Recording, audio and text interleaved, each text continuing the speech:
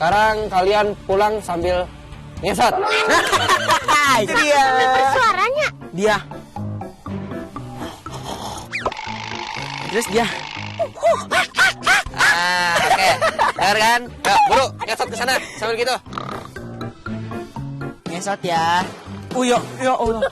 Lagi-lagi Gibran pakai hipnotisnya. Hah? Kak Gibran bisa hipnotis? Sampai rumah ya. Di rumah ya kayak gitu ya.